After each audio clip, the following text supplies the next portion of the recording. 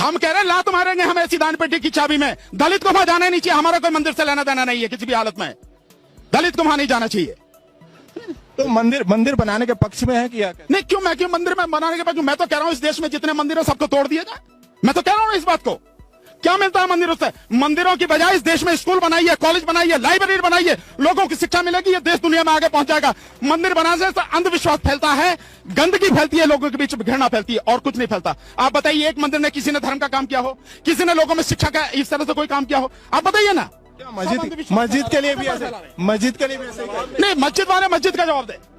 नहीं, मस्जिद के लिए भी ऐसा ही कहेंगे कि कौन? वो भी नहीं रहना चाहिए। मस्जिद में क्या होता है? मस्जिद में केवल वो जाके अल्लाह की इबादत करते, नमाज पढ़ते हैं, वो और कुछ नहीं करते। मंदिर में, मस्जिद में जाके और कुछ नहीं करते। वो भी नहीं रहना चाहिए। कहाँ नहीं है? उनकी इबादत की जगह है, संविधान ने उनको अधिकार दिया है, वो रहना चाहिए।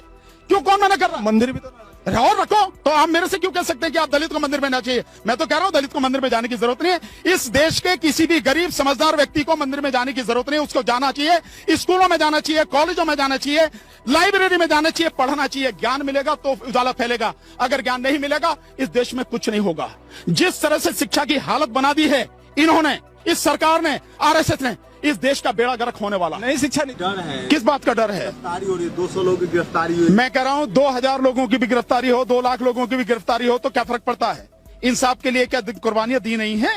ये दी नहीं जानी चाहिए, इससे डरना किस बात का?